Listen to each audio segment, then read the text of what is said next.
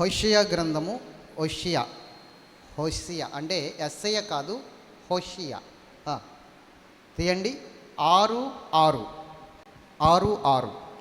నేను బలిని కోరను గాని కనికరమును కోరుచున్నాను. దహన బలుల కంటే దేవుని గూర్చిన జ్ఞానము నాకు ఇష్టమైనది. ఒక్కసారి గట్టిగా చప్పట్లు కొడుతూ దేవుని మహిమపరుద్దాం. దేవునికి మహిమ కలుగును గాక. దేవుడు మనతో మాట్లాడును గాక. దేవుడు మనందరినీ దర్శించి తన వాక్కు ద్వారా మన హృదయాలు తెరుచును గాక. మన ప్రతి ఒక్క ఆశీర్వాదాన్ని ఆయన మనకు అందించును గాక. ఆమేన్. మంచిది. దేవుని బిడలారా, ఇక్కడ భక్తుడి ద్వారా దేవుడు మాట్లాడుతున్న మాట ఏంటంటే, నేను బలిని కోరను, కనికరమును కోరుచున్నాను.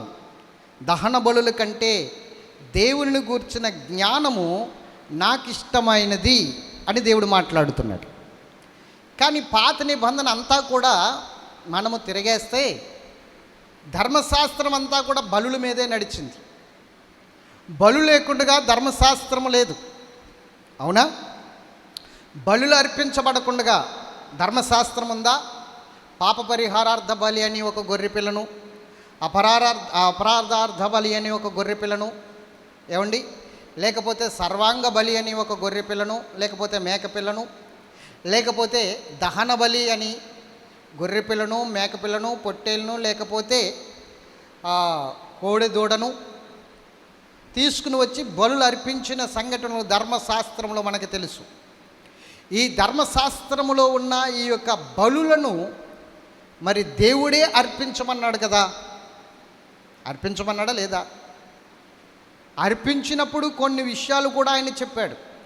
నువ్వు బలి అర్పించినప్పుడు గొర్రెపిల్ల మగదై ఉండాలి, లేకపోతే పొట్టేలు మగదై ఉండాలి, లేకపోతే ఆవు పెయ్య ఎర్రటి పెయ్యై ఉండాలి, కోడె దూడై ఉండాలి, సంవత్సరము దూడై ఉండాలి, సంవత్సరము పిల్లై ఉండాలి, పాలు విడవనిదై ఉండాలి.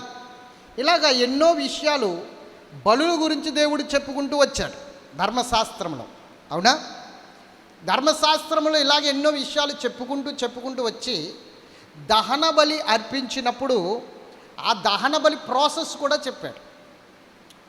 మనకి లేవికాండం 1వ అధ్యాయం అంతా కూడా ధర్మశాస్త్రం యొక్క ఆ దహన బలి గురించి ఒక ఆచారం అక్కడ కనబడుతుంది. లేవికాండం 1వ అధ్యాయంలో ఎలా చేయాలి అంటే,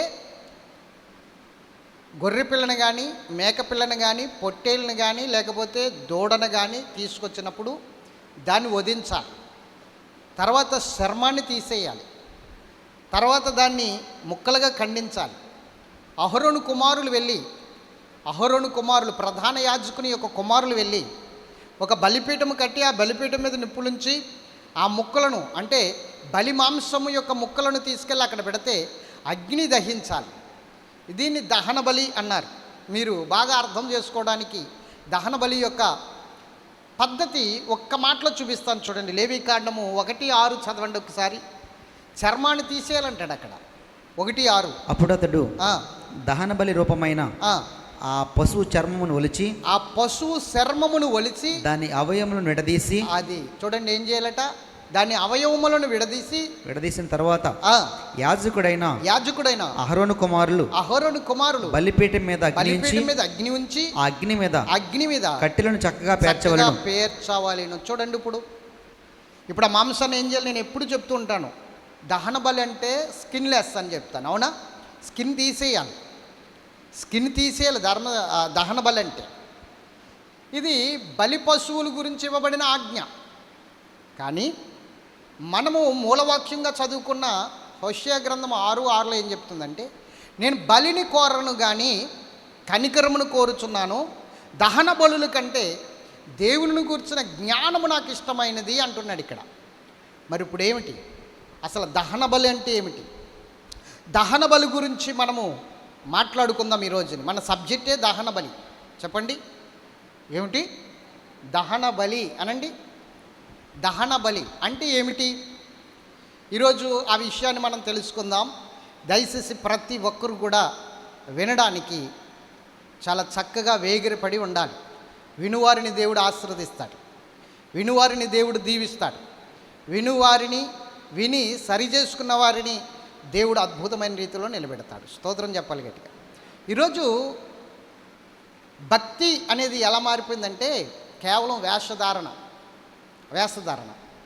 కేవలము నీతిమంతునిగా పరిశుద్ధునిగా ఒక వేషం వేసుకుని దేవుని సన్నిధికి వస్తున్నాం. మనం ఒక క్రైస్తవునిగా వేషం వేసుకుని దేవుని సన్నిధికి వస్తున్నాం, పరిశుద్ధునిగా వేషం వేసుకుని దేవుని సన్నిధికి వస్తున్నాం. నిజానికి దేవునికిని మనకిని చాలా దూరం ఉంది. దేవుడు మన హృదయాలకి చాలా దూరంగా ఉన్నాడు. కేవలం మన పెదాలకు మాత్రమే దగ్గరగా ఉన్నాడు, మన నోటికి మాత్రమే ఆయన దగ్గరగా ఉన్నాడు. మన హృదయానికి చాలా దూరంగా ఉన్నాడు ఆయన. ఎందుకు అంటే నీ వేషధారణైన భక్తి దీనికి కారణం. నువ్వు కేవలము ఒక భక్తిపరుడిగా నీతిమంతునిగా ముసుగు వేసుకున్నావు, ఒక మాస్క్ వేసుకుని దేవుని సన్నిధికి వస్తున్నావు. నిజముగా నువ్వు నీతిమంతుడిగా తీర్చబడలేదు, నువ్వు నిజముగా దేవుని సన్నిధిలో పరిశుద్ధునిగా తీర్చబడలేదు. కేవలము నేను పరిశుద్ధుణ్ణి, కేవలము నేను నీతిమంతుణ్ణి అని ఒక వేషము, ఒక భ్రమ, అంతే. ఆ భ్రమలోనే దేవుని సన్నిధికి వచ్చి కూర్చుంటున్నావు గనక, ఆ వేషంలోనే దేవుని సన్నిధికి వచ్చి కూర్చుంటున్నావు గనక దేవునిని గూర్చిన జ్ఞానము నీకు అందట్లేదు. దేవునిని గూర్చిన జ్ఞానము నీకు అందట్లేదు. ఆయన అభిషేకము నీ మీదకి దిగి రావట్లేదు. దేవునిని గూర్చిన జ్ఞానము నీ మీదకి రావాలి అంటే నువ్వు వేషధారణైన ఈ భక్తిహీన జీవితాన్ని విడిచిపెట్టి నిజముగా ఆయన ఆరాధించటం మొదలుపెట్టాలి, నిజముగా ఆయన్ని సేవించటం మొదలుపెట్టాలి, నిజముగా ఆయనకి మొర్ర పెట్టడం మొదలుపెట్టాలి. అప్పుడు ఆయన నీకు సమీపముగా ఉంటాడు, నిజముగా మొరపెట్టు వారికి ఆయన సమీపముగా ఉన్న దేవుడు కదా, నీకు సమీపముగా ఉంటాడు నిజముగా మొరపెడితే. కానీ ఈరోజు చాలామంది ఒక మాస్క్ వేసుకుని అనగా ముసుగు వేసుకుని దేవుని సన్నిధికి వస్తున్నారండి.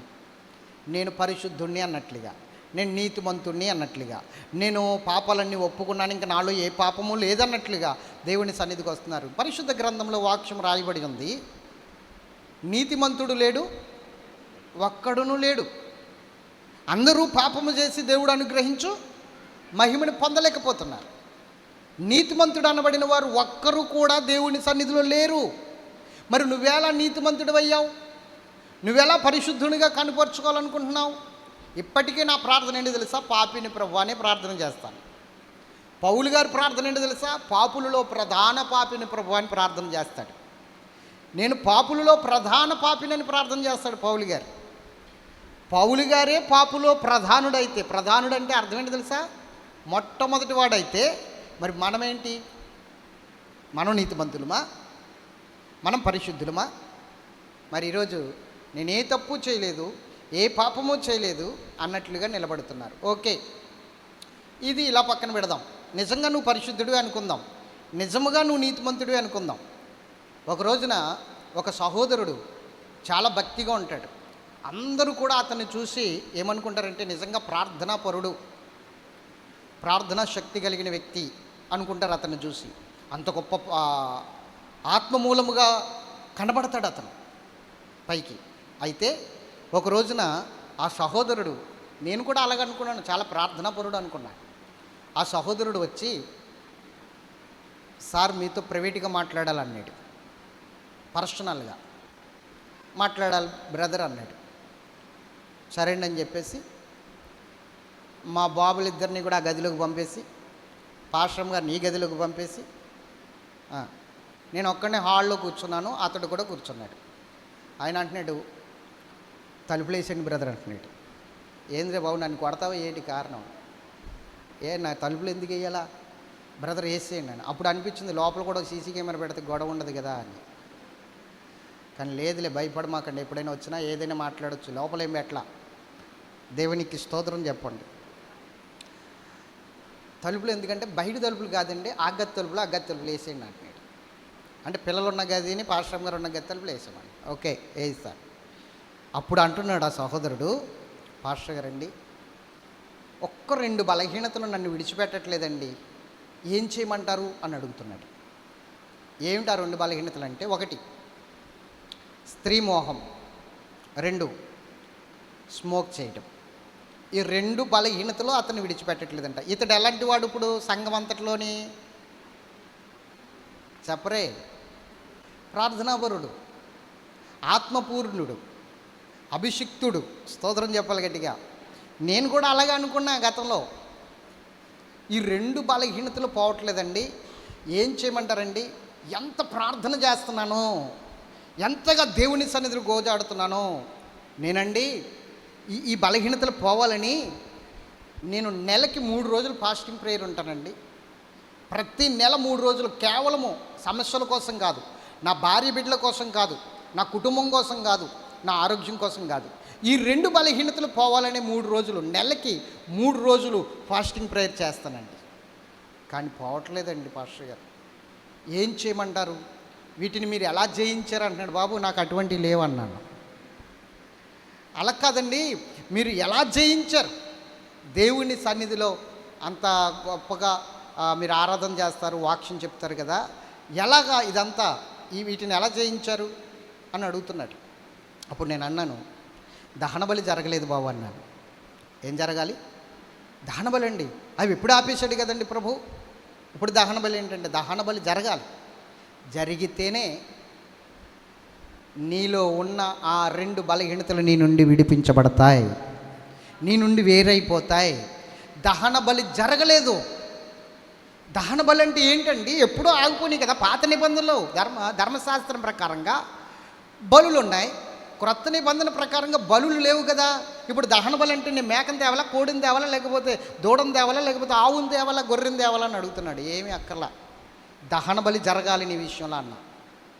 ఎలాగా? ఏ విధంగా జరగాలి? అదే చెప్తాను విను అని చెప్పి కొన్ని విషయాలు అతనికి చెప్తే అతడు అక్కడికక్కడ కన్నీరు కార్చి ప్రార్థన చేసి అన్నాడు, ఈ దహన బలి జరిగేంత వరకు నా కొరకు ప్రార్థన చేయండి పాస్టర్ గారు అన్నాడు. స్తోత్రం చెప్పండి గట్టిగా. దహన బలి అంటే ఏంటో తెలుసా? జాగ్రత్తగా వినండి. ఈరోజు చాలామంది ఉన్నారు ఇక్కడ, పైకి భక్తిపరులుగా కనిపించి బలహీనతలు విడిచిపెట్టలేని బలహీనతలు వారిలో ఉన్నాయి. మాటల విషయంలో కానీ, తలంపుల విషయంలో కానీ, ఆలోచనల విషయంలో కానీ, క్రియల విషయంలో కానీ, నడవడికల విషయంలో కానీ ఈరోజు చాలామంది ఆ బలహీనతలను విడిచిపెట్టలేక దేవుని సన్నిధికి వచ్చి దేవుని సన్నిధిలో ప్రార్థించి వాటికే దాసోహం అయిపోయిన వారు, వాటికే బానిసలుగా మారిపోయిన వారు చాలామంది ఈ రోజునున్నారు. ఎదుటివారికి మాత్రం నీతిమంతులుగా కనబడుతూ, ఎదుటివారికి మాత్రం భక్తిపరులుగా కనబడుతూ, కానీ లోపల మాత్రం ఆ బలహీనతలను వదులుకోలేక, ఆ బలహీనతలను మానుకోలేక. ఒక సహోదరుడు అంటాడు, నేను నిజంగా చెప్తున్నాను పాస్టర్ గారు, నేను అసలు అటువైపుకి వెళ్ళకపోదాం అనుకుంటాను, అది అసలు తీసుకోకపోదాం అనుకుంటాను. ఎందుకంటే అది త్రాగి వచ్చినప్పుడు నా భార్య నన్ను భర్తలాగా గౌరవించట్లేదు, భర్తలాగానే చూడట్లేదు, నా పిల్లలు తండ్రిలాగా నన్ను చూడట్లేదు. అటువంటి సమయంలో నేను అనుకుంటాను, వచ్చి యదవ జీవితం, దీన్ని ఇంకొకసారి తాకూడదు అనుకుంటాను. నేను నిజంగా తాకుండా ఉందామని అనుకుంటాను. కుటుంబంలో ఏమేమైతే లేవో అవన్నీ తేవాలి అనుకుంటాను. కానీ డబ్బులు చేతిలోకి వచ్చేసరికి కిరాణా కొట్టుకాడికి వెళ్ళే బదులు అక్కడికే వెళ్ళిపోతున్నాను పాస్టర్ గారు. నాకు తెలియకుండా డబ్బులు చేతిలోకి వచ్చేసరికి అలా దారి పట్టేస్తున్నాను. నేను ఎందుకు అలా వెళ్తున్నానో, ఎందుకు త్రాగుతున్నానో అర్థం కావట్లేదని చాలామంది బానిసలుగా మారిపోయారండి ఈ రోజున. దేనికో చెప్పనా? ఒక విషయం గమనించండి. యోహాను భక్తుడు అంటాడు తన పత్రికలో, మనము దేని చేత జయించబడ్డామో దానికి దాసులమైపోతామంటాడు. మనం దేని చేత జయించబడ్డామో దానికి దాసులుగా మారిపోతామంట. మరి దేని చేత జయించబడ్డాము? మనం యేసు రక్తముతో జయించబడాలి. యేసు రక్తముతో మనం జయించబడినప్పుడు యేసు రక్తానికి, యేసునికి దాసులుగా మారిపోతాం. కానీ మనము పాపములో పడిపోయి పాపము మనల్ని జయిస్తున్నప్పుడు మనం మనకి దాసులం అయిపోతాం కదా. దానికి పాపం మనల్ని జయిస్తుంది, పాపాన్ని మనం జయించలేకపోతున్నాం, పాపాన్ని మనం ఓడించలేకపోతున్నాం, పాపం మనల్ని ఓడిస్తుంది. అందుకనే ఈరోజు నేను చెప్తున్నాను, ఎవరైతే ఈరోజు పాపాన్ని విడిచిపెట్టలేకపోతున్నారో, పాపాన్ని మానలేకపోతున్నారో, ఆ విషయాలను బట్టి బయటికి రాలేకపోతున్నారో, వారి విషయంలో జరగవలసింది దహన బలి అనండి. దహన బలి. స్తోత్రం చెప్పాలి గట్టిగా. నీతిమంతులుగా ఉన్నామనుకుంటున్నారు కానీ ఎవరు నీతిమంతులు కారు. దేవునికి దగ్గరగా ఉన్నామనుకుంటున్నారు కానీ ఎవరు దేవునికి దగ్గరగా లేరు. ఈ రోజున చాలా భయంకరమైన పరిస్థితుల్లో ఉన్నారు, దేవునికి దూరంగా ఉన్నారు. ఎవరిని మిరింగుదునా అని అపవాది గర్జించే సింహము వలె ఎదురు చూస్తూ ఉన్నాడు. జ్ఞానము లేక, దేవుని గూర్చిన జ్ఞానము లేక ఈ రోజున అపరిమితముగా నరకపు ద్వారములోనికి వెళ్ళిపోవడానికి సిద్ధంగా ఉన్నారు. దేవుని గూర్చిన జ్ఞానము లేకపోతే ఎంత ప్రమాదమో ఒక్క వాక్యం చూపిస్తాను. యెషయా గ్రంథము 5వ అధ్యాయము 13వ వచనం చూడండి. యెషయా గ్రంథము 5:13 చూడండి. దేవుని గూర్చిన జ్ఞానము లేకపోతే ఎంత ప్రమాదమో నేను మీకు చూపిస్తాను. కావున నా ప్రజలు జ్ఞానం లేకయే, చూడండి, జ్ఞానము లేకయే చెరపట్టబడబోచున్నారు. వారిలో గనులైన వారు నిరాహారులుగా ఉన్నారు. ఎలా ఉన్నారట? నిరాహారులుగా ఉన్నారట. సామాన్యులు దప్పిచేత జ్వరపీడితులవుతున్నారు. అందుచేతనే పాతాళము గొప్ప ఆశ పెట్టుకుని అపరిమితముగా నోరు తెరుచుచున్నది. చూసారా? ఎందుకు పాతాళం నోరు తెరుచుకుని కనిపెడుతుంది? దేవుని జ్ఞానం లేకపోవడం వల్ల ఆ పాతాళంలో పడిపోతున్నారు చాలామంది. వెళ్ళి గనులైన వారు నిరాహారులైపోయారట. గనులుగా కనపడుతున్నవారు, మాకు అన్నీ తెలుసు అనుకుంటున్నవారు ఎలా ఉన్నారో తెలుసా? నిరాహారులైపోయారు. దేవుని జ్ఞానం లేక. పిల్లల్ని స్వాధీనంలో పెట్టుకున్నాం వెనకాల దయచేసి. అసలు వెనకాల ఉన్న వాళ్ళు వాక్యం వినడమే కష్టం. మరి పిల్లల్ని అలా వదిలేస్తే ఇంక వాక్యం ఎక్కడ వింటారు? దయచేసి అవసరం వస్తే బయటికి తీసుకెళ్ళండి పిల్లల్ని. మీ ఒక్కరు వాక్యం మిస్ అయిపోతే పర్వాలేదు, కానీ మీ వాళ్ళందరూ వాళ్ళు మిస్ అవ్వకూడదు. ఓకే? వెనకాల ఉన్నవారు వాక్యం వినట్లేదని, వెనకాల ఉన్నవారు స్త్రీల్లో కొంతమంది గుర్రక పెడుతున్నారని కూడా నాకు కంప్లైంట్లు వస్తున్నాయి. పక్కనున్న వారికి ఇబ్బంది అవుతుందంట మీరు గుర్రక పెడుతుంటే. గుర్రక ఎవరైనా పెడుతుంటే వాళ్ళని ఏం పర్వాలేదు, ఒక్క గుద్దు గుద్దండి, నేను చూసుకుంటే ఈయన కేసు అవుతాయి. దేవునికి మహిమ కలుగును గాక. జాగ్రత్తగా వినండి దేవుని వాక్యం. దేవునికి మహిమ కలుగును గాక. ఇంకొకసారి చెప్పాలి, హల్లెలూయా. పిల్లల్ని మీ సాధులు ఉంచుకోమని ఎందుకు అంటున్నానంటే, వారు ఒక కేక, అరణ్యములో యాహాను వేసిన కేక వీళ్ళు కూడా వేస్తున్నారు. మరి ప్రసంగం కన్నా కేక పెద్దదవుతుందిగా. అది స్తోత్రం చెప్పండి. మంచిది దేవుని బిడ్డలారా, జాగ్రత్తగా విందాం దేవుని వాక్యాన్ని. జ్ఞానం అనేది లేకపోయేసరికి పాతాళం ఆశ పెట్టుకుని ఉంది. ఈ జ్ఞానం లేకపోయేసరికి బిల్డప్ ఇస్తారు చాలామంది. నేను గనుడను, గొప్పవాడను, నాకు అన్నీ తెలుసు అని బిల్డప్ ఉంటుంది కదా. వారు ఏమైపోతున్నారంటే నిరాహారులైపోతున్నారట. గనులైన వారు నిరాహారులైపోతున్నారు. సామాన్య ప్రజలు గనులైన వారే అంటే ఇక్కడ నిలబడిన వారు గనులు అనుకుందాం, నేను గనుని అనుకుందాం. నేనే నిరాహారుని అయిపోతే, బోధించేవాడినే నిరాహారుని అయిపోతే, బోధించేవాడినే ఏమీ తెలియకుండా పోతే, సామాన్యులైన మీరు జ్వరపీడితులు అవుతున్నారట. దప్పి చేత ఏమవుతున్నారు? దప్పి చేత అంటే ఏ దప్పిక?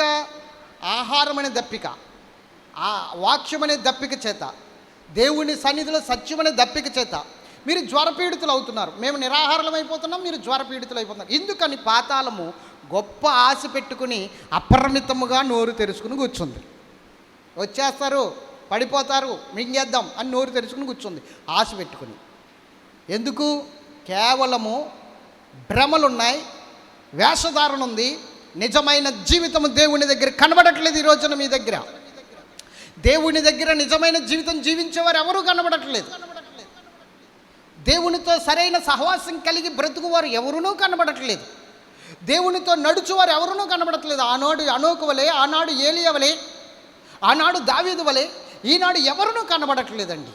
దేవునితో నడుచువారు, దేవునితో సహవాసం చేసేవారు, ఆయన హృదయాలోచనలు తెలుసుకునేవారు, ఆయన మనస్సు తెలుసుకున్నవారు, ఆయన చిత్తాన్ని గమనించి ఆయన ఉద్దేశాలు నెరవేర్చేవారు ఎవరున్నారండి ఈ రోజున? అందరూ భ్రమల్లో ఉన్నారు, అందరూ మోసములోనే ఉన్నారు, అందరూ కూడా వేషధారణ జీవితమే. ఒక ముసుగు వేసుకుని వస్తున్నారు దేవుని సన్నిధికి.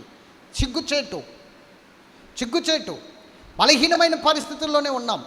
ఇదంతా కారణం ఏమిటంటే జయించలేక, పాపాన్ని జయించలేక, అపరాధాన్ని జయించలేక, శరీర క్రియలను జయించలేక, మనసిచ్ఛలను జయించలేక, లోకస్థితిని జయించలేక, సాతానుని జయించలేక, ఇంకా ఏం చేయాలో అర్థం కాక వేషధారణ జీవితం కలిగి సాతానుడితో ఒక సంబంధము కలిగి మనం నడుస్తున్నాం.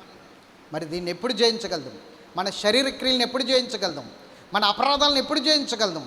మన క్రియలను ఎప్పుడు జయించి దేవుని యొక్క చిత్తాన్ని మనం ఎప్పుడు నెరవేర్చగలమంటే దహన బలి జరగాలి. హల్లెలూయా. గమనించండి, ఏం జరగాలి చెప్పాలి. యేసుక్రీస్తు ప్రభువారు ఇదే మాట చెప్పాడు, నేను కనికరమును కోరుచున్నాను కానీ బలిని కోరట్లేదని మత్తయి వార్తలో. అలాగే ఇప్పుడు కూడా నేను చెప్తున్నాను, ఆయన బలిని కోరలేదు. మరి బలులు ఎందుకు ఇమ్మన్నాడు? ఇప్పుడు దహన బలి ఎందుకు ఇమ్మంటున్నాడు? ఆయన బలులు కోరలేదు. బలులు ఎందుకు ఇచ్చాడంటే మనకు ఒక విషయాన్ని నేర్పడానికి, ఒక సంఘటన మనకి నేర్పడానికి, మనలనే దేవుడు ఒక నిత్యమైన బలి అర్పణగా అంగీకరించడానికి ఆయన మనకు ఒక మాదిరిగా వాటిని ఉంచాడు తప్ప అవి శాశ్వతము కాదు. అందుకే కొలస్సీ పత్రిక 2:17 ఒక మాట రాయబడి ఉంది. ఏమిటో తెలుసా? ఇవన్నీ రాబో వాటి క్షాయే కానీ నిజస్వరూపము క్రీస్తులో ఉంది అని. చెప్పండి, ఇవన్నీ కూడా ఏమిటంట? ఇవి రాబో వాటి క్షాయ అంటే ఒక నీడ, కానీ నిజస్వరూపం ఎక్కడుంది? క్రీస్తులో ఉంది. చెప్పండి, ఎక్కడుంది? క్రీస్తులో ఉంది. నిజమైన దహన బలిలోనికి నడిపించడానికి ఆ బలులన్నీ ఇచ్చాడు దేవుడు. ఏమిటి ఆ దహన బలి అన్నది ఇప్పుడు నేను చెప్తాను, జాగ్రత్తగా వినండి. సింపుల్గా సాగదీయను ఏవో లోతైన విషయాలు చెప్తున్నట్లుగా కాకుండా సింపుల్గా మీకు అర్థమయ్యేటట్లు 4 విషయాలు చెప్తాను, జాగ్రత్తగా వినండి. దహన బలి అనేది ఖచ్చితంగా జరగాలి. అది ఎలా జరగాలి, ఏ విధంగా జరగాలో ఇప్పుడు నేను చెప్తాను. ఎంతమంది వినాలనుకుంటున్నారు? Okay, right. మన జీవితంలో నిజముగా దేవుని సన్నిధి అనుభవించాలన్నా, ఆయన అభిషేకంతో నింపబడాలన్నా, ఆయన మహిమతో నింపబడాలన్నా, ఆయన ప్రత్యక్షతలు చూడాలన్నా, ఆయన దర్శనము చూడాలన్నా ఖచ్చితంగా మనము దహించబడాలి. చెప్పండి, ఏం చేయాలి? దహించబడాలి. మీకు గుర్తుందా యేసుప్రభు వారు ఏమన్నాడు తెలుసా? ఒకడు ఆత్మ మూలముగాను అగ్ని మూలముగాను బాప్తిస్మము పొందితేనే కానీ అన్నాడు. అవునా? చెప్పాలి. నీటి మూలముగా బాప్తిస్మం పొందారు. మనమందరం నీటి మూలముగా బాప్తిస్మం పొందిన వారమే. కానీ ఆత్మ మూలముగా అగ్ని మూలముగా బాప్తిస్మం పొందాలి.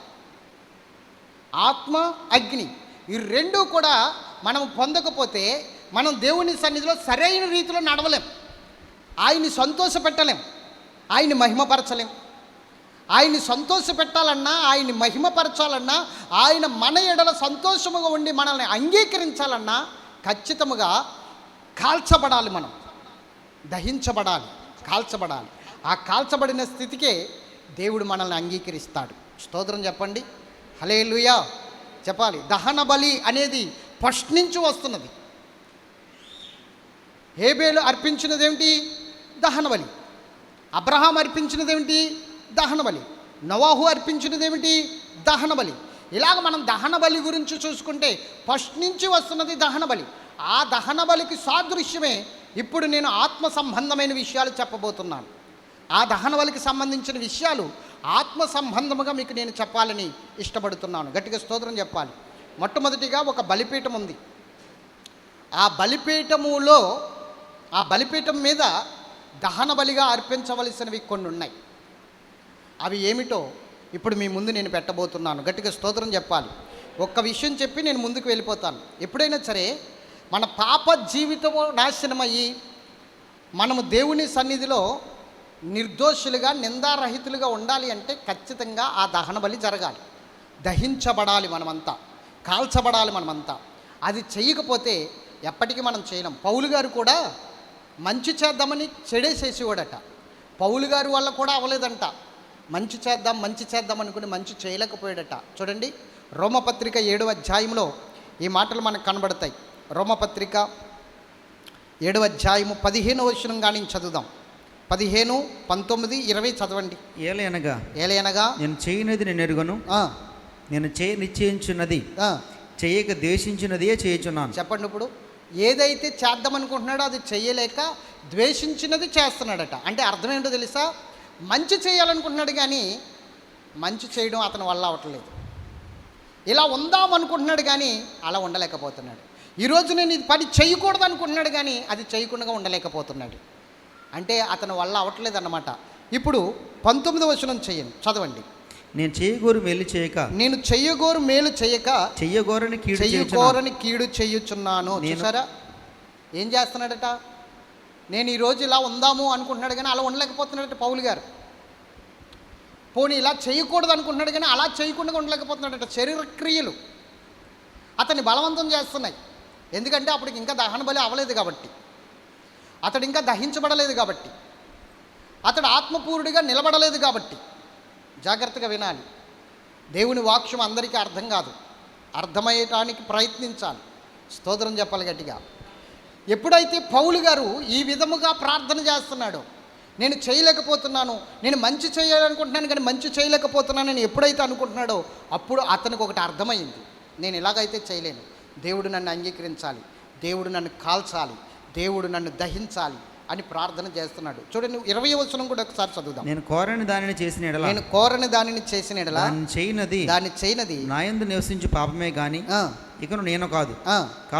కాబట్టి మేలు చేయగోరు నాకు మేలు చేయగోరు నాకు కీడు చేయట కలుగుచున్నదని ఒక నియమము నాకు కనబడుచున్నది. అది ఇప్పుడు చెప్పండి, ఎంతమంది ఈరోజు పాపం మానేద్దాం, ఇలా చేయకూడదు, చిచ్చి దేవునికి దూరం అయిపోతున్నాను, అందరికీ చీప్ అయిపోతున్నాను, నేను అందరిలోని చీప్గా ఉంటున్నాను, ఇది చెయ్యకూడదు, ఇది ఇంక చెయ్యకూడదు అని చాలామంది అనుకుంటున్నారు. అవునా కదా? కానీ వారి వల్ల అవుతుందా? అవ్వదు. ఎందుకంటే శక్తితోనైనను బలముతోనైనను కాదు, కానీ దీన్ని నా ఆత్మ ద్వారా చేసితనని దేవుడే చెప్పాడు. నీ శక్తితో అవదు, నీ బలముతో అవదు, నీ జ్ఞానముతో అవదు. నువ్వు ఎంత ప్రయత్నించినా నువ్వు మంచి చేయలేవు. ఎప్పటికీ కూడా నువ్వు ఎంత ప్రయత్నించినా దేవునికి దగ్గరికి కాలేవు. నువ్వు ఎంత ప్రయత్నించినా దేవునితో సహవాసం చేయలేవు. అది చెయ్యాలి అంటే దహించబడే స్థితికి రావాలి. ఒక దహన బలి నీలో జరగాలి. అది ఆత్మీయంగా జరగవలసిన దహన బలి. అది ఏమిటి అంటే శరీరము ఒక బలిపీఠము అనండి. ఈ శరీరం ఏమిటి? ఒక బలిపీఠము. ఈ బలిపీఠం మీద దహించవలసిన పరిస్థితి ఏమిటి అంటే నీలో ఉన్న పాపము, నీలో ఉన్న అపరాధము, నీలో ఉన్న పాపపు తలంపులు, పాపపు ఉద్దేశాలు, పాపపు ఆలోచనలు, పాపపు కోరికలు, శరీర సంబంధమైన క్రియలు, నేత్రాశ, జీవపు డంబాలు. ఏమండి అర్థమవుతుందా? శరీరాశ ఇవన్నీ కూడా దహించబడాలి ఈ బలిపీఠం మీద. ఈ బలిపీఠం మీద దహించబడాలి. ఈ బలిపీఠం మీద దహించబడాలి అంటే అవన్నీ బలిగా కాల్చబడాలి. అప్పుడు నువ్వు అంగీకరించబడతావు. స్తోత్రం చెప్పండి గట్టిగా. హల్లెలూయా. దహించబడతావు. ఆ దహించబడిన తర్వాత అంగీకరించబడతావు. ఆ దహించబడే స్థితి, అగ్నితో కాల్చబడిన స్థితి నీలో లేనప్పుడు, అనుభవం నీకు లేనప్పుడు ఖచ్చితంగా నువ్వు దేవునికి దూరంగా ఉన్నావనే అర్థం. నువ్వు ఇంకా దేవునికి దగ్గర అవ్వలేదనే అర్థం. కాల్చబడ్డావా? దహించబడ్డావా? దహన బలి నీలో జరిగిందా? ఆ దహన బలి నీలో జరిగితేనే దేవునికి దగ్గర అవుతున్నావు. దేవుడు నిన్ను అంగీకరిస్తాడు. లేకపోతే నిన్ను ఇంకా అంగీకరించలేదు. ఆలోచనలు అలాగే ఉన్నాయి, ఆ తలంపులు అలాగే ఉన్నాయి, ఆ ఉద్దేశాలు అలాగే ఉన్నాయి. మొన్న ఒక సహోదరుడు ఇలా చెప్తున్నాడు, వీడియో చూశాను, ఒక రీల్ అన్నమాట. క్రీస్తు విరోధులకు వార్నింగ్ ఇస్తున్నాడు. అంటే మతోన్మాదులకు వార్నింగ్ ఇస్తున్నాడు. క్రీస్తు సువార్త చెడగొడుతున్న వారికి, క్రీస్తు మీద బురద జిమ్ముతున్న వారికి, బైబిల్ మీద, సంఘాల మీద బురద జిమ్ముతున్న వారికి వార్నింగ్ ఇస్తున్నాడు. మంచిదే. ఏమని వార్నింగ్ ఇస్తున్నాడంటే, బ్రదర్స్ మీరు తప్పుగా ఆలోచిస్తున్నారు, మీరు తప్పుగా మాట్లాడుతున్నారు. యేసుక్రీస్తు హృదయాలు మార్చేవాడు కానీ ఆయన మతము మార్చేవాడు కాదు. ఆయన హృదయాలు మారుస్తాడు, మనస్సు మారుస్తాడు. దానికి నేనే సాదృశ్యం. ఎందుకంటే ఒకప్పుడు నేను గోండాని, రౌడీని, కొంతమందిని చంపేశాను. నేను చాలా భయంకరమైన గోండాను. మీరు మీ పద్ధతి మార్చుకోకపోతే, మీరు యేసుక్రీస్తుని సరిగ్గా అర్థం చేసుకోలేదు కాబట్టి ఇలా మాట్లాడుతున్నారు. ఆయన మనసులు మార్చేవాడు, మతాన్ని మార్చేవాడు కాదు అని చెబుతా అంటున్నాడు. మీరు ఇలాగే గనక కొనసాగితే మరలా నాలో పాత రౌడీని చూస్తారంటున్నాడు. ఏం చూస్తారట? మళ్ళీ కత్తి పడతాను నేను అని ఒక రెఫరెన్స్ చూపిస్తున్నాడు.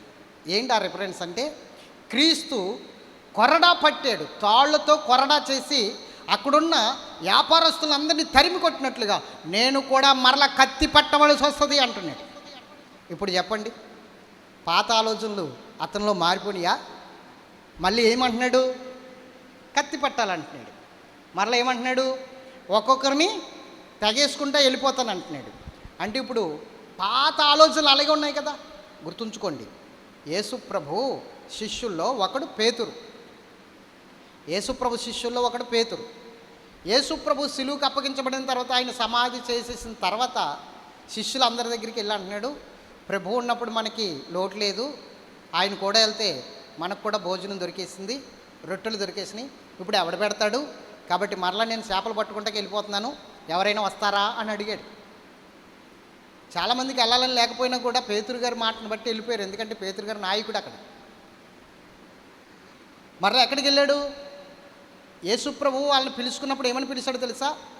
మీ వలలు విడిచిపెట్టి నన్ను వెంబడించండి, మిమ్మల్ని మనుషులు పట్టి జాలర్లుగా చేస్తానన్నాడు. కానీ వాళ్ళు ఏం చేశారు? వలలు విడిచిపెట్టలేదు, వలలు దాచిపెట్టారు. గట్టిగా స్తోత్రం చెప్పాలి గట్టిగా.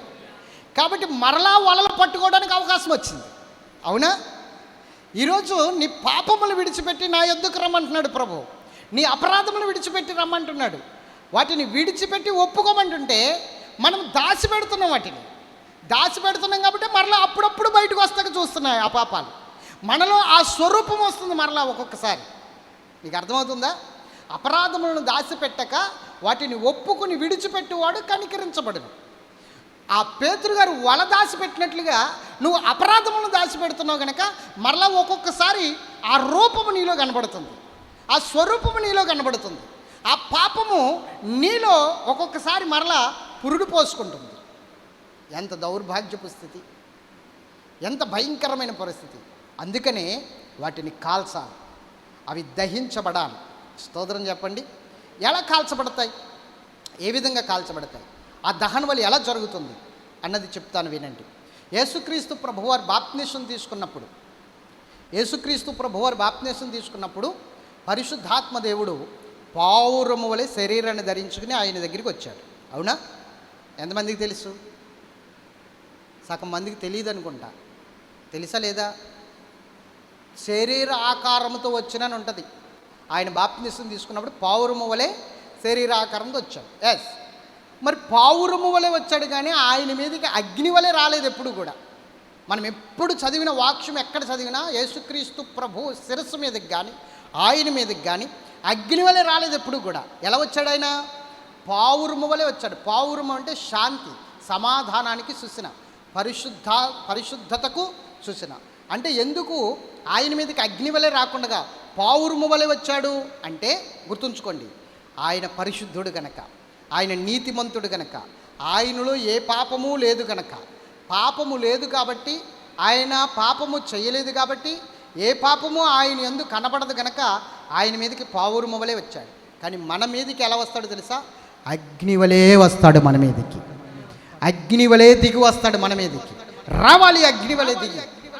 అగ్ని వలె దిగి వస్తేనే నువ్వు కాల్చబడతావు. నీలో ఉన్న ఆ భయంకరమైన పాపాలన్నీ దహించబడతాయి. ఈ బలిపీఠం మీద అవన్నీ కాల్చబడినప్పుడు, ఆ దహన బలి జరిగినప్పుడు ఖచ్చితంగా నీవు అంగీకరించబడతావు. ఇది దహన బలి అంటే. ఆయన నిన్ను తాకాలి, అగ్ని వలె తాకాలి. పరిశుద్ధాత్మ దేవుడు ఎప్పుడైతే అగ్ని వలె నీ మీదకి దిగి వస్తాడో అప్పుడు కాల్చివేయబడతావు. అపరాధములతో, పాపములతో, పాపపు క్రియలతో, శరీరాశతో, నేత్రాశతో, జీవపు డంబాలతో నువ్వు ఏ విధముగా అయితే లోకాశలతో ఉన్నావో అవన్నీ కూడా నీలో కాల్చబడాలి అని ఆయన అగ్ని వలె దిగి వస్తున్నాడు. అందుకని ఒకడు ఆత్మ మూలముగాను అగ్ని మూలముగాను బాప్తిస్మము పొందితేనే కానీ వాడి పరలోక రాజ్యములో ప్రవేశించడు. అగ్ని మూలముగా నువ్వు తాకబడాలి. అగ్ని నిన్ను కాల్చాలి. ఎలా కాల్చాలంటే నీలో ఉన్న ప్రతి పాపాన్ని కాల్చాలి. ఇలా కాల్చబడలేదు కాబట్టి పాపము నుండి నీకు విడుదల రావట్లేదు, అపరాధముల నుండి నీకు విడుదల రావట్లేదు. నువ్వు వాటిని పూర్తిగా జయించలేకపోతున్నావు. వాటిలోనికి మరలా పరుగులు పెడుతున్నావు. వాటి వైపుకు పరుగులు పెడుతూ వాటి యొక్క వాంఛను కలిగి జీవిస్తున్నావు. దేవుని బిడ్డ, ఆ అగ్ని నీలోనికి రావాలి. అగ్ని కాల్చాలి నిన్ను. ఎస్, ఈరోజు పిలుపు లేకుండా చాలామంది దేవుని సన్నిధిలో సేవ చేసేస్తున్నారు. కారణం ఏంటి తెలుసా? కాల్చబడలేదు. ఎలా చేస్తున్నారు సేవ? భ్రమలతో, సమర్పణతో చేస్తున్నారు సేవ కదా. యెషయా కూడా అంతే. యెషయా కూడా సేవ చేసేసాడు. ముందుగా 5 అధ్యాయాలు సేవ చేస్తే 6 అధ్యాయములు పిలుచుకున్నాడు దేవుడు. పిలుపు ఎక్కడుంది యెష్షయికి? 6 అధ్యాయంలో ఉంది. మరి 5 అధ్యాయులు ఇజ్రాయేలుని గద్దించాడు, ఇజ్రాయేలు కొరకు ప్రార్థన చేశాడు, ఇజ్రాయేలు యొక్క ప్రవర్తన మార్చుకోమన్నాడు, కఠినముగా బోధించాడు. మరి 6 అధ్యాయంలో పిలుచుకున్నాడు దేవుడు యెషయా. ఎలా పిలుచుకున్నాడు? ఒక అద్భుతమైన దర్శనం చూస్తున్నాడు. ఆ దర్శనంలో తనను తాను చూసుకుంటున్నాడు. దేవుణ్ణి చూడడమే కాకుండా ఆ దేవుని ముఖక్రాంతిలో ఆయన క్రియలు కనబడుతున్నాయి, ఆయన రహస్య పాపాలు కనబడుతున్నాయి. ఆ పాపాలు కనబడుతున్నప్పుడు అంటున్నాడు, అయ్యో నేను అపవిత్రమైన పెదవుల గలవాడను, అపవిత్రమైన పెదవుల గలవారి మధ్య నివసిస్తున్నాను, నేను పాపిని, నేను అపవిత్రమైన వాడును అని ఏడుస్తుంటే బలిపీఠం మీద కాలుచున్న ఒక నుప్పుని తీసుకొచ్చి దేవుని దూత కారుతో ఆ నుప్పు తెచ్చి అతని పెదాలకి తగిలించాడు. ఎప్పుడైతే ఆ దూత ఆ పెదాలకి అగ్ని కాల్చాడో అప్పుడు వెంటనే అన్నాడు, ఇదిగో ఇప్పుడు నువ్వు అపవిత్రమైన పెదవులు గలవాడవు కాదు, నీవు పరిశుద్ధమైన పెదవులు గలవాడవు అని చెప్పిన వెంటనే అతడు ఎంతగానో దేవుని సన్నిధిలో సమాధానపడ్డాడు. గట్టిగా స్తోత్రం చెప్పండి. తీయండి 6వ అధ్యాయము, యెషయా గ్రంథము 6వ అధ్యాయము చదవండి ఆ మాటలు. రాజు అయిన ఉజ్జియా మృతి చెందిన సంవత్సరమున అత్యున్నతమైన సింహాసనం అందు ప్రభు ఆసీనుడై ఉండగా నేను చూచి తిని ఆయన చొక్కా అంచులు దేవాలయమును నిండుకొనెను. ఆయనకు పైగా శరాపులు నిలిచి ఒక్కొక్కరికి 6 రెక్కలుండెను. ప్రతివాడు 2 రెక్కలతో తన ముఖమును రెంటితో తన కాళ్ళను కప్పుకొనుచు రెంటితో ఎగురుచుండెను. వారు సైన్యములకు అధిపతి యెహోవా పరిశుద్ధుడు సర్వలోకము ఆయన మహిమతో నిండినదని గొప్ప స్వరముతో ప్రతిగానములు చేయుచుండిరి. వారి కంఠస్వరం వలన. ఇంకా కిందకి చదవండి, నా సబ్జెక్ట్ అంత వద్దు, కిందకి చదవండి. అప్పుడు శరాపులలో ఒకడు పైకి, ఇంకొంచెం పైకి, నేను అపవిత్రమైన పెదవులు గలవాడను. అక్కడి నుంచి చదవాలి. అయ్యో నేను అపవిత్రమైన పెదవులు గలవాడను, అపవిత్రమైన పెదవులు గల జనుల మధ్యను, అపవిత్రమైన పెదవులు గల జనుల మధ్యను నివసించువాడను, నేను నశించి తిని రాజును సైన్యములకు అధిపతి యెహోవాను నేను కన్నులారా చూచితిని అనుకుంటుని. అప్పుడు ఆ శరాపులలో ఒకడు తాను బలిపీఠం మీద కారుతో తీసిన నిప్పును చేతపట్టుకుని నా యొద్దకు ఎగిరి వచ్చి నా నోటికి దాన్ని తగిలించి ఇది నీ పెదవులకు తగిలిన గనుక నీ పాపమునకు ప్రాయశ్చిత్తమాయెను, దోషము తొలగిపోయిన. నేను గట్టిగా స్తోత్రం చెప్పండి. ఎప్పుడు తొలగింది పాపము? అగ్ని తాకగానే. అక్కడ దహన బలి జరిగింది. ఏం జరిగింది? సెపరేట్ అండి. ఏం జరిగింది? బలిపీఠం మీద బలి పశువును పెట్టడం అంటే ఏంటో తెలుసా? ఒప్పుకోవడం, విరిగి నలిగిన హృదయంతో ఒప్పుకోవడం. దావీదు అలాగే ఒప్పుకున్నాడు. బలులు కోరవు, నువ్వు బలులు కోరితే నేను అర్పించేవాడిని, కానీ నువ్వు బలులు కోరవు, విరిగి నలిగిన హృదయమే నీకు ఇష్టమైన బలి అని చెప్పి, ఇదిగో నేను విరిగి నలిగిన హృదయంతో బలి అర్పణగా నేను సిద్ధంగా ఉన్నాను, నన్ను దహించవచ్చని ప్రార్థన చేస్తున్నాడు దావీదు. 51వ అధ్యాయం కీర్తనల గ్రంథము తీయండి, నేను ఆ మాటలు చూపిస్తాను మీకు. కీర్తనల గ్రంథము 51వ అధ్యాయము 16-17 వచనాలు ఒక్కసారి చూడండి. నీవు బలిని కోరువాడు కావు, కోరిని ఎడల నేను అర్పించదను. దహన బలి నీకు ఇష్టమైనది కాదు. విరిగిన మనస్సే దేవునికి ఇష్టమైన బలులు. గట్టిగా స్తోత్రం చెప్పండి. ఇప్పుడు నువ్వు బలులు కోరువాడు కావు, కోరిని ఎడల నేను అర్పించదను. దహన బలి నీకు ఇష్టమైనది కాదు. విరిగిన మనస్సే దేవునికి ఇష్టమైన బలులు. దేవా, విరిగి నలిగిన హృదయములను నీవు అలస్యము చేయవు. స్తోత్రం చెప్పండి. మీరు గమనించండి, ఇప్పుడు దేవుడు నిన్ను అగ్నితో కాల్చాలి అంటే నువ్వు బలిపీఠాన్ని సిద్ధం చెయ్యాలి. అవునా కాదా? ఏలియా కర్మేలు పర్వతం మీద ఒక దహన బలి పశువుని అర్పించడానికి ఒక బలిపీఠాన్ని సిద్ధం చేశాడా లేదా? ఆ బలిపీఠం మీద బలి పశువును పెట్టాడా లేదా? ఎద్దును పెట్టాడు. పెట్టిన తర్వాత ప్రార్థన చేసినప్పుడు ఏం జరిగింది? ఆకాశము నుండి అగ్ని వచ్చి ఆ బలి పశువును దహించి వేసింది. అవునా కాదా? కర్మేలు పర్వతం మీద జరిగిందా లేదా? అలాగే ఈ రోజున నువ్వు బలిపీఠం సిద్ధం చేయాలి. ఈ శరీరం బలిపీఠం, గుర్తుంచుకో. ఈ బలిపీఠని సిద్ధం చేసి బలి అర్పణ చేసిన ఆ బలి అర్పణ యొక్క మాంసాన్ని, ఆ బలి పశువు యొక్క మాంసాన్ని బలిపీఠం మీద పెట్టాలి. పెట్టిన తర్వాత దేవుడు అగ్ని వలె వచ్చి ఆ బలిపాంశమును దహించి వేస్తాడు. స్తోత్రం చెప్పాలి గట్టిగా, హల్లెలూయా. ఇంకొకసారి చెప్పండి. చాలామంది చెప్తారు కదా, దేవుడి నిమిత్తం నేను ఇది వదిలేశానండి, దేవుడి నిమిత్తం నేను ఇలా మానేశానండి, దేవుడి నిమిత్తం దేవుని సంఘంలోకి వెళ్ళకి ఇలాగ నేను జీవించాలనుకుంటున్నానండి, ఇలా మానేశానండి. ఆ మానేయటమే బలి అర్పణ, అదే బలి పశువు. స్తోత్రం చెప్పండి గట్టిగా. దాన్నే నువ్వు వధించి ఎక్కడ పెట్టాలి? ఇప్పుడు బలిపీఠం మీద పెట్టాలి. ఇప్పుడు దేవుని ఆత్మ అగ్ని దిగి రావాలి, దాన్ని కాల్చివేయాలి, దాన్ని దహించి వేయాలి. ఇంక నీ జీవితంలో అది కనబడదు, ఎందుకంటే అది బూడిదైపోతుంది. ఇంకా ఆ బలి పశువు ఏమైపోతుంది? బూడిదైపోతుంది. ఇంక నీలో కనబడదు, నీకు కనబడదు. ఇంకా నీలోనికి ఇంక వచ్చే అవకాశం లేదు, కాలిపోయింది. అది కాలిపోకుండా ఉంది అంటే దాన్ని నువ్వు పాతి పెడుతున్నావు అంతే. దాన్ని పాతి పెట్టావంటే ఏదో ఒక రోజున మరలా లెగుతుంది అన్నమాట. దానికి పునరుద్ధానం ఉందన్నమాట. దేనికి? పాపానికి పునరుద్ధానం ఉంది, మరలా లెగిస్తుంది. అది నువ్వు పాతి పెట్టకూడదు, దాన్ని కాల్చివేయాలి, దాన్ని బూడిద చెయ్యాలి. పాతి పెడుతున్నావు కాల్చకుండగా. ఎప్పుడైతే దావీదు ఈ విధంగా ప్రార్థన చేసి విరిగి నలిగిన హృదయంతో కనిపెడుతున్నాడో పరిశుద్ధాత్మ అగ్ని వలె వచ్చి కాల్చివేశాడు.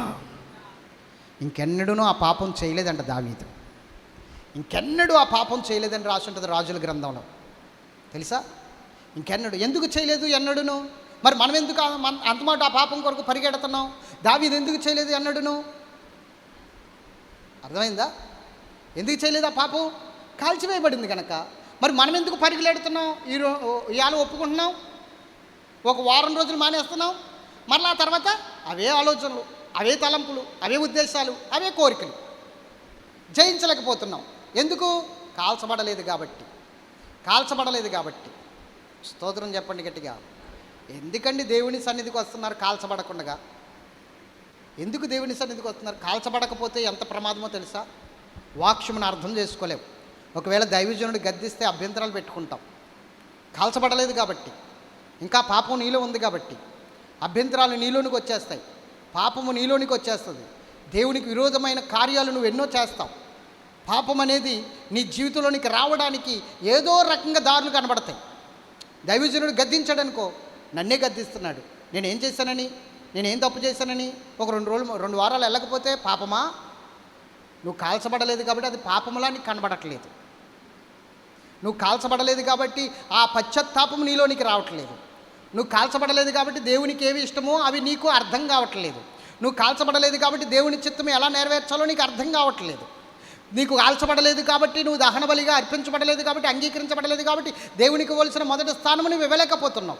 దేవునికి ఇవ్వాల్సిన ప్రాముఖ్యమైన స్థానాన్ని నువ్వు దేవునికి ఇవ్వలేకపోతున్నావు. పైగా దైవజనుని మీద అభ్యంతరాలు పెట్టుకుంటున్నావు. దైవజనుని వాక్యము, ఆ వాక్యం మీద అభ్యంతరాలు పెట్టుకుంటున్నావు. నువ్వు కాల్చబడలేదు కాబట్టి ఫోన్లు పట్టుకుని బయటికి వెళ్ళిపోతావు వాక్యం వినే టయాన్ని. నువ్వు కాల్చబడలేదు కాబట్టి వాక్యము వినే టయానికి ఏదో ఒక రకంగా బయటికి వెళ్ళిపోయి సోది పెట్టుకుంటావు. ఎందుకు? కాల్చబడలేదు.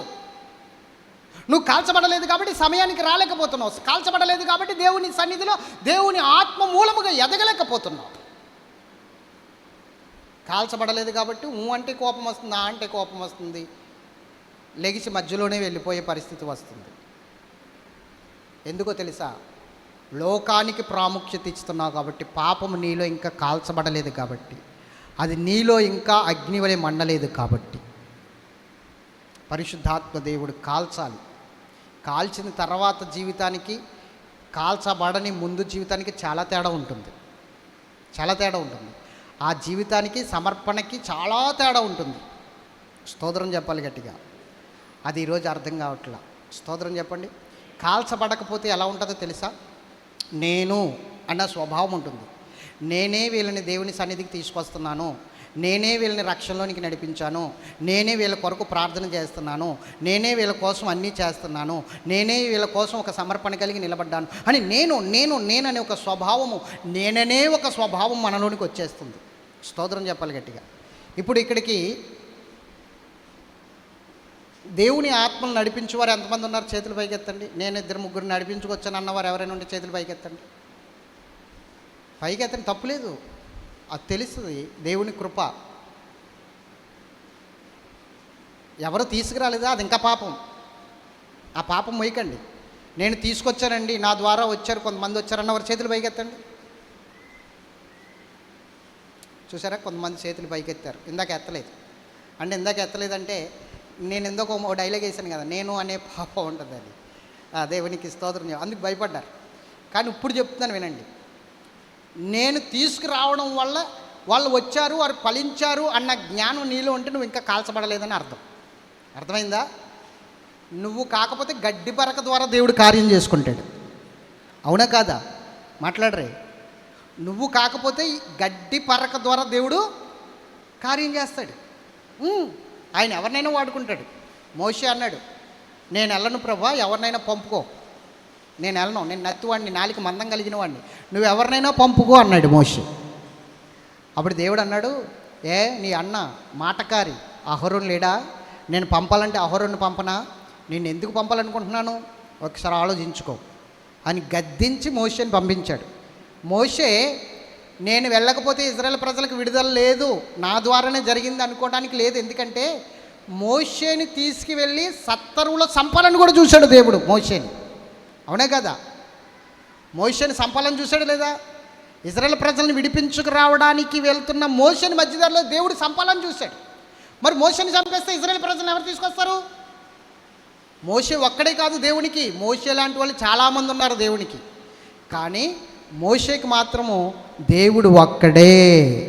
దేవుళ్ళు అంటే దేవుళ్ళు ఇంకెవరునూ లేరు. కాబట్టి నేను తీసుకొచ్చాను, నా వల్ల జరిగింది, నేనే చేశాను, నా వల్లే జరుగుతుంది అనుకోవద్దు ఎప్పుడు కూడా. అది కాల్చబడకపోతే వచ్చే భయంకరమైన మాటలు అవి. కాల్చబడకపోతే వచ్చే భయంకరమైన మాటలు మారు మనసు లేని వాళ్ళు మాట్లాడతారు. మిమ్మల్ని కూడా చాలామంది అనొచ్చు, నేను తీసుకెళ్తేనే వెళ్ళావు అక్కడికి, ఏంటి పెద్ద గొప్ప చెబుతున్నావు అనొచ్చు ఎవరైనా మిమ్మల్ని. అప్పుడు మీరు అనండి, నీకు ఇంకా మారు మనసు లేదనండి అంతే.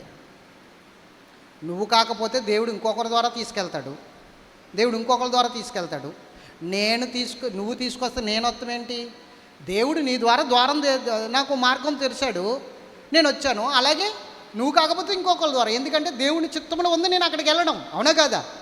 నేను అక్కడికి వెళ్ళడం దేవుని చిత్తంలో ఉంది కాబట్టి నువ్వు కాకపోతే ఇంకొకళ్ళు అనాలి. కానీ వాళ్ళని పొగడకూడదు మనం. అప్పుడు దేవుడికి వెళ్ళవలసిన మహిమ ఎవరికి వెళ్తుంది? వాళ్ళకి. అది పాపం అవుతుంది. ఇది తెలియక దైవజనులే చాలామంది ఏమన్నారంటే, నేను తీసుకెళ్ళానండి వాళ్ళని, నేను తీసుకొస్తున్నానండి వాళ్ళని. తప్పుడు మాటలు ఇవి. కాల్చబడకపోవడం వల్ల వచ్చే భయంకరమైన మాటలు. ఎవరైనా ఈ మాట అంటే ఊరుకోకండి, గద్దించండి. దేవునికి మహిమ కలుగును గాక. ఎందుకని? దహించబడలేదు కనుక. లోక సంబంధంగానే మాట్లాడతారు, వాళ్ళకి ఘనత వచ్చేటట్లు మాట్లాడతారు. కానీ కాల్చబడితే దేవునికి ఘనత వచ్చేటట్లు మాట్లాడతారు. అవునా కాదా? చెప్పండి. కాల్చబడకపోతే ఇంకొక తప్పు కూడా జరుగుతుంది, అది కూడా చెప్పేస్తాను నేను. ఎందుకంటే నా మనసు ఆగట్లేదు, చెప్పేమంటుంది, నా హృదయము తొందర పెడుతుంది. ఖచ్చితంగా చెప్పేస్తా. దేవునికి స్తోత్రం చెప్పండి. వాక్యంలో ఒక మాట రాయబడి ఉంది, కుడి చేతి ఇచ్చే కానుక ఎడం చేతికి తెలియకూడదు. ఎవరికి తెలియకూడదు? కానీ రాయకపోతే ఇక్కడ కథ నడవట్లేదు. ఎందుకు?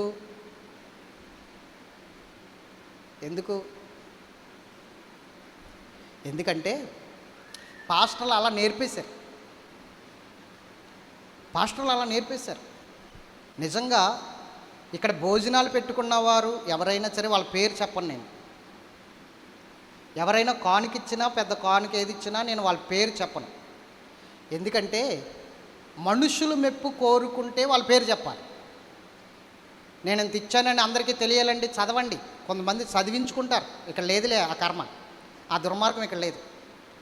ఆ దుర్మార్గం నశించును గాక, ఎక్కడైనా నశించును గాక, ఇక్కడ ఇంకా నశించును గాక. ఆమేన్. గట్టిగా స్తోత్రం చెప్పండి. చాలామంది ఏంటంటే పాస్టర్ గారికి ఏమైనా ఇస్తే చదవాలి, చదవకపోతే చూసావా నేను ఇచ్చింది చదవలేదు, ఆయన చదవలేదు, జేబులో పెట్టేసుకుందామని జేబులో పెట్టేసుకుంటాడు, ఇంకెళ్ళిపోతాడు, పట్టుకుని వెళ్ళిపోతాడు, చదవడాయన. అందుకే నేనేమి ఇవ్వను. ఇంకా చదవనప్పుడు ఎందుకు ఇవ్వడం? నేను ఇచ్చినట్టు అందరికీ తెలియద్దా? ఎవరి మెప్పు కావాలి నీకు? ఒకవేళ ఇక్కడ చదివి గనక పలానా మార్తమ్మ 1000, పలానా వాళ్ళు 1000, 2000 అని చదివాను అనుకోండి, మనుషులందరూ పలానా ఆవిడ 1000 రూపాయలు ఇచ్చిందా, పలానా ఆవిడ 2000 ఇచ్చారా అని చెప్పుకుంటారు. అయిపోయింది అక్కడితో. నీకు దేవుడి దగ్గర నుంచి ఏమి రాదు. ఇంక నీకు నువ్వు దేవుడి దగ్గరికి అది వెళ్ళదు, అక్కడి నుంచి నీకు సహాయము అందదు. ఎందుకంటే మనుషులకు తెలిసిపోయింది కదా నువ్వు ఇచ్చింది. మనుషులు మెప్పి కోరిస్తున్నది ఇది జరగదు. ఇంకా మనుషులు మెప్పి దొరికేసింది నీకు. అందుకని అంటాడు, మనుషులు నిన్ను కొనియాడబడినప్పుడు నీకు శ్రమ అన్నాడు. కాబట్టి నువ్వు మనుషులు మెప్పు కోరుకుని నువ్వు చేస్తే ఏది జరగదు. ఎందుకు చదువుతున్నారు పాస్టర్లు? ఈ విషయం తెలుసు కూడా, వాక్యం తెలుసు కూడా ఎందుకు చదువుతున్నారంటే, ఇప్పుడు పలానా వ్యక్తి 5,000 ఇచ్చాడని చదివాననుకో, పక్కనున్న కూర్చున్నవాడు అనుకుంటాడు నేను 10,000 ఇవ్వాలి. ఆడు 5,000 ఇస్తే ఆడి పేరు చదివారు. నా 10,000 ఇస్తే 2 సార్లు చెప్తాను నా పేరు. వీడు 10,000 ఇస్తాడని ఆడు 5,000 ఇచ్చాడని చెప్పాలి. ఇప్పుడు అది కథ. ఇది దుర్మార్గం కదా. ఇంకా దేవుని దగ్గర ఏముందండి నీకు మహిమ? దేవుని దగ్గర నువ్వేం పొందుకుంటావు? నువ్వు ఇచ్చింది ఏది కూడా గుప్తంగా ఉండాలి. నువ్వు చేసింది పావలైనా సరే, 10 రూపాయలు అయినా సరే, అది ఎలా ఉండాలో తెలుసా? ఎవరికి తెలియకూడదు. స్తోత్రం చెప్పండి గట్టిగా, హల్లెలూయా. దైవజనుడికి, నీకు, దేవునికే తెలియాలి, ఇంకెవ్వరికి తెలియకూడదు. కొంతమంది దైవజనుడికి కూడా తెలియకుండా తెచ్చి బ్యాగ్లో వేసేస్తారు, పొట్లం కట్టి. నాకు కూడా చెప్పరు, వేసి వెళ్ళిపోతారు. ఎవరు వేస్తారా అనుకుంటాను నేను. వాళ్ళ కొరకు ప్రార్థన చేస్తాను అంతే, పేరు కూడా రాయరు. దేవుని బిడ్డలారా, వాళ్ళకు వాక్యం తెలుసు, వాళ్ళు కాల్చబడ్డారు, వాళ్ళు దహించబడ్డారు. అందుకని వాళ్ళ గురించి నేను ఎన్ని చెప్పినా తక్కువే. కొంతమంది ఎడదీసి మరీ బైబిల్లో పెడతారు. పాస్టర్ గారు అంటే నిలబెడితే ఎడదీసి అక్కడే లెక్కెట్టి అందరూ పెడతారు, కాగితాలన్నీ ఎడదీసి. నీకు నమస్కారం నాయన అనుకుంటాను మనసులో. అప్పుడు అనుకుంటాను, దేవుడు నీ బహుమానాన్ని వెనక్కి తీసేసుకున్నాడులే అనుకుంటాను. వాడు లక్ష ఇచ్చినా అంతే, వేస్టే. కాబట్టి నీవు చేసేది ఏదైనా సరే క్లుప్తంగా ఎవరికి తెలియకుండా రహస్యమందు చూస్తున్న తండ్రికి తప్ప ఇంకెవరికి తెలియకూడదు. ఇంకా దౌర్భాగ్యం ఏంటంటే, కొంతమంది పాట పెడతారు, అరటిపళ్ళు, కోడిగుడ్లు, కుక్క గుడ్లు, గాడిద గుడ్లు. ఇది ఇంకా దారుణం. ఎంత దౌర్భాగ్యం అండి ఇది. అవన్నీ మనకెందుకు లేని పొందాలపోట్లు. దేవునికి మహిమ కలుగును గాక. ఇవన్నీ ఎందుకు జరుగుతున్నాయో తెలుసా? కేవలము కాల్చబడలేదు గనక మనుషుల మెప్పు కోసమే చూస్తున్నావు. నువ్వు కాల్చబడితే దేవుని మెప్పు కోసం చూస్తావు. కాల్చబడిన దానికి కాల్చబడిన దానికి తేడా ఇది. కాల్చబడిన జీవితానికి కాల్చబడిన జీవితానికి తేడా. దహన బలి జరిగిన జీవితానికి దహన బలి జరగని జీవితానికి తేడా. స్తోత్రం చెప్పాలి గట్టిగా, హల్లెలూయా. మీకు ఒక విషయం చెప్తాను, జాగ్రత్తగా వినండి. అపోస్తులు అందరూ కూడా యేసు ప్రభువుని వెంబడిస్తున్నారు, 12 మంది శిష్యులు. అందులో ఒకడు ఇస్కరియోతు యోధ చనిపోయాడు అనుకోండి, 11 మంది. ఆ 11 మందిలో ఒక్కడు యోహాను మాత్రం యేసు ప్రభు కూడానే ఉన్నాడు. ఆ గెత్సేమనే తోటలో యొక్క రోమన్ సైనికులు యేసు ప్రభుని అరెస్ట్ చేసినప్పుడు ఈ శిష్యులందరూ పారిపోయారు ఆయన దగ్గర నుంచి, మమ్మల్ని కూడా చంపేస్తారేమో అని. ఆ తర్వాత పేతురు గారు 3 సార్లు ఆయన ఎవరో నాకు తెలియదని బొంకి ఒట్టు కూడా పెట్టుకున్నాడు. ఆయన ఎవరో నాకు తెలియదని బొంకాడు. ఎందుకు? ప్రాణభయం, నన్ను కూడా చంపేస్తారేమో అని. ఇలా శిష్యులందరూ కూడా బలహీనులైపోయారు. కానీ 10 రోజులు మేడగదిలో కనిపెట్టారు యేసు ప్రభు. పరలోకం వెళ్ళిపోయిన తర్వాత 10 రోజులు మేడగదిలో కనిపెట్టిన తర్వాత ఆ 10 రోజుల ప్రాసెస్ ఏంటో తెలుసా? జాగ్రత్తగా వినండి. ఆ 10 రోజులు జరుగుతున్నది ఏంటో తెలుసా? మేడగదిలో 120 మంది. మేడగదిలో జరుగుతున్నది ఏంటో తెలుసా? జాగ్రత్తగా వినాలి. ఆ మేడగదిలో బలిపీఠం సిద్ధం చేస్తున్నారు 10 రోజులు. ఏం సిద్ధం చేస్తున్నారు? బలిపీఠం. ఆ బలిపీఠం మీద బలి పశువుల్ని సిద్ధం చేస్తున్నారు. బలి పశువుల్ని, దహన బలి పశువులను సిద్ధం చేస్తున్నారు. అంటే ఏంటి తెలుసా? ఒప్పుకుంటున్నారు. విరిగి నలిగిన హృదయంతో, కన్నీటితో, దేవుని సన్నిధిలో నలిగిన మనస్సుతో ఒప్పుకొని ఏడుస్తూ కన్నీరు కారుస్తూ ప్రార్థన చేస్తున్నారు. అయ్యో ప్రభువా, నిన్ను ఎరగనని 3 రోజులు పొంకాను నాయన, 3 సార్లు పొంకాను ప్రభా, నేను పాపిడి ప్రభా అని ఏడుస్తున్నాడు పేతురు. తోమా అయితే, ప్రభా ఇదిగో ఆయన గాయముల్లో ఏలు పెట్టి చూస్తేనే కానీ నేను నమ్మను, నేను చూస్తేనే కానీ నమ్మనని ప్రభువా నేను భయంకరంగా మాట్లాడాను ప్రభువా, నేను అల్పవిశ్వాసిని ప్రభువా, అవిశ్వాసిని ప్రభా అని ఏడుస్తున్నాడు. వీళ్ళు ఏడుస్తూ కన్నీరు కారుస్తూ విరిగి నలిగిన హృదయములను వారి బలిపీఠముల మీద పేరుస్తున్నారు. బలిపీఠముల మీద ఈ 10 రోజులు పేరుస్తూ ఉండగా, బలిపీఠాన్ని కడుతూ ఉండగా, ఈ 10 రోజులు బలిపీఠాన్ని కట్టి ఎప్పుడైతే విరిగి నలిగిన హృదయంతో వారు మాంసాన్ని ఆ బలిపీఠం మీద పేరుస్తూ ఉన్నారో, 10వ రోజున అగ్ని వలె ఆ శిరస్సుల మీదకి, ఆ బలిపీఠం మీదకి దేవుని ఆత్మ అభిషేకము అగ్ని వలె దిగి వచ్చి ఆ బలి మాంసమును దహించి వేసింది. అదే దహన బలి. ఎంతమందికి అర్థమైంది? అది దహన బలి. తీయండి అపోస్తల కార్యములు 2వ అధ్యాయము 1 కానించి చదువుదాం. పెంతెకొస్తు పండుగ దినం వచ్చినప్పుడు, పెంతెకొస్తు పండుగ దినము వచ్చినప్పుడు అందరూ ఒక చోట కూడిండిరి. అందరూ ఒక చోట కూడి ఉన్నారు. అప్పుడు వేగముగా వీచు బలమైన గాలి వంటి ఒక ధ్వని ఆకాశము నుండి అకస్మాత్తుగా వారి కూర్చుని ఉన్న ఇల్లంతయు నిండెను. మరియు అగ్ని జ్వాలల వంటి నాలుకలు వివాగింపబడినట్టుగా వారికి కనబడి వారిలో ఒక్కొక్కరి మీద రాలగా ఏమవ్వాలింది? ఇప్పుడు అగ్ని దిగి వస్తుంది అందరి మీదకి. ఎక్కడి నుంచి? పరలోకము నుండి దిగి వస్తుంది. ఎందుకు? వారు బలి మాంసమును బలిపీఠం మీద సిద్ధం చేశారు కనుక అగ్ని కాల్చడానికి వస్తుంది ఆ మాంసాన్ని. మరి ఈ యొక్క దహన బలి జరగకుండా నువ్వెలా మార్పు చెందుతావు? అది దహన బలి అంటే. ఆ దహన బలి నేర్పడానికి ఆ దహన బలిలోంచి తీసుకొచ్చాడు దేవుడు. బలి పశువుల యొక్క దహన బలిలోంచి ఈ దహన బలిలోనికి తీసుకొచ్చాడు. ఇది ప్రాసెస్. నువ్వు దహన బలి కోరువాడు కాదు. ఒకవేళ కోరి ఉంటే ఇచ్చేవాడిని అంటున్నాడు దావీదు. మరి ఏమిటి? విరిగిన మనసే నీకు బలి అంటున్నాడు, దహన బలి అంటున్నాడు. ఇప్పుడు ఆ విరిగిన నలిగిన హృదయాన్ని నువ్వు కలిగి ఈ బలిపీఠం మీద పేరిస్తే ఆకాశము నుండి పరిశుద్ధాత్మ అగ్ని వచ్చి వాటిని కాల్చివేయబోతుంది. అప్పటి నుంచి నీ జీవితం వేరుగా ఉంటుంది. అప్పటి నుంచి నీ బ్రతుకు వేరుగా ఉంటుంది. అంగీకరించబడిన బ్రతుకు అవుతుంది. అప్పుడు కాల్చబడ్డావు కాబట్టి అంగీకరించబడతావు. అంగీకరించబడకపోతే నీ బ్రతుకు అలా ఉంటుంది. ఎలాగా? అపోస్తులు అందరూ కూడా భయపడిపోయి పారిపోయారు, చంపేస్తారేమో అని. కానీ ఎప్పుడైతే వారు దహించబడ్డారో, ఎప్పుడైతే కాల్చబడ్డారో, అప్పుడు జరిగింది ఏంటో తెలుసా? యేసుక్రీస్తు ప్రభు కొరకు ప్రాణాలు అర్పించడానికి కూడా సిద్ధపడిపోయారు. వారు యేసుక్రీస్తు ప్రభు కొరకు హతసాక్షులైపోయారు. బ్రతికితే క్రీస్తు, సావైతే లాభమే అన్నట్లుగా దేవుని కొరకు బ్రతికారు. ఎప్పుడు వచ్చింది మార్పు? కాల్చబడిన తర్వాత, దహించబడిన తర్వాత, దహన బలి జరిగిన తర్వాత. ఈరోజు ఈ దహన బలి జరగట్లేదు క్రైస్తవుల్లో. అందుకని ముసుగు వేసుకుని తిరుగుతున్నారు పరిశుద్ధులుగా. అందుకని ముసుగు వేసుకుని తిరుగుతున్నారు నీతిమంతులుగా. ఆ ముసుగు తొలగిపోవాలి. నిజముగా పరిశుద్ధులు కావాలి, నిజముగా నీతిమంతులు కావాలి అంటే దహన బలి జరగాలి. దేవుడి మాటలు నాకు గడిచిన మంగళవారం సిద్ధం చేశాడు. ఎక్కడ? పెనుమంచుల గ్రామంలో. సింపుల్గా 2 మాటలు చెప్తే లాస్ట్ని దహన బలి గురించి 2 మాటలు చెప్పాను అక్కడ. ఆ సబ్జెక్టు దేవుడు ఇంటికి వచ్చిన తర్వాత నెవరు వేసుకుంటుంటే ఇంత సబ్జెక్టు తీసుకొచ్చాడు. దేవునికి మహిమ కలుగును గాక. ధ్యానిస్తుంటే ఈ సబ్జెక్టు తీసుకొచ్చాడు. ఈరోజు ఎందుకని మనము మన పాపాలను విడిచిపెట్టలేకపోతున్నామో తెలుసా? కాల్చబడలేదండి, దహించబడలేదండి. వాస్తవం అండి ఇది. కాల్చబడలేదు. ఏదో బాప్తిస్మం మాత్రం తీసేసుకుని ఆత్మీయంగా నడుస్తున్నానన్న ఒక భక్తి, కేవలము భ్రమలో ఉన్న భక్తి చేస్తున్నాం. దేవునికి అనుకూలమైన భక్తి కాదు. మన భక్తి ఎలా ఉందో చెప్పనా? ఇప్పుడు చెప్తున్నాను వినండి.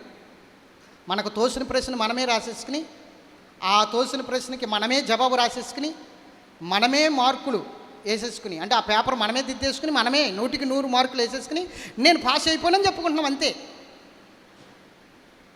అంటే మనకు తోసిన ప్రశ్న మనం రాసుకుని, మనకు తోసిన జవాబు మనం రాసేసుకుని, ఆ పేపర్ మనం దుద్దేసుకుని మార్కులు వేసేసుకుని 100 మార్కులు మనమే పాస్ అయిపోయామంటే అది ఎట్లా సాధ్యమవుతుంది? దేవుడు వేయాలి మార్కులు. మన భక్తికి, మన విశ్వాసానికి మార్కులు ఎవరు వేయాలి? వేయాలంటే ఎవరు పేపర్ దుద్దాలి? ఇప్పుడు పేపర్ దుద్దవలసింది ఎవరు? దేవుడు. నువ్వు కాదు పేపర్ దుద్దుకోవలసింది, దేవుడు దుద్దాలి. ఎలా దుద్దాలో తెలుసా? 17:3 చదవండి కీర్తనల గ్రంథం. ఎలా దుద్దుతాడో చూద్దాం. దావీదు యొక్క పేపర్ ఎలా దిద్దాడో అక్కడ కనపడుతుంది మనకి. కీర్తన గ్రంథం 17:3లో దావీదు పేపర్ దిద్దుతున్నాడు దేవుడు. రాత్రివేళ నన్ను దర్శించి, రాత్రివేళ నీవు నన్ను దర్శించి నా హృదయమును పరిశీలించితివి, నా హృదయములను పరిశీలించితివి, నన్ను పరిశోధించితివి. నీకు ఏ దురాలోచనయు కానరాలేదు. నోటి మాట చేత నేను అతిక్రమింపను. చూసారా? ఎవరు ఇప్పుడు దిద్దుతున్నారు పేపరు? దావీదు పేపరు. ఎవరు పరిశోధిస్తున్నారు? మరి నువ్వు దిద్దేసుకుంటే సరిపోయిందా? నువ్వు మార్కులు వేసేసుకుంటే సరిపోయిందా?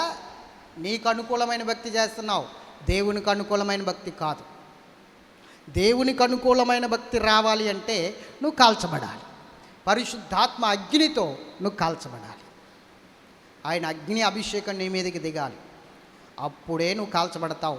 అప్పుడే నీవు దేవుని సన్నిధిలో 100కి 100 మార్కులు దేవుని ద్వారా సంపాదించుకుంటావు. ఎంతమందికి అర్థమైంది? దహన బలి అంటే ఇది. చెప్పండి, దహన బలి అంటే ఏమిటి? దహన బలి అంటే ఏమిటి? ఇది దహన బలి అంటే నీ శిరస్సుల మీదకి అగ్ని దిగి రావాలి. పెంతుకొస్తూ దినం రోజున 120 మంది మీదకి అగ్ని దిగి వచ్చింది. అక్కడ ఏలియా ఏ విధంగా అయితే దహన బలి పశువును కాలుస్తున్నాడో ఈ పక్కన చూడండి, శిరస్సుల మీదకి అగ్ని దిగి వస్తుంది.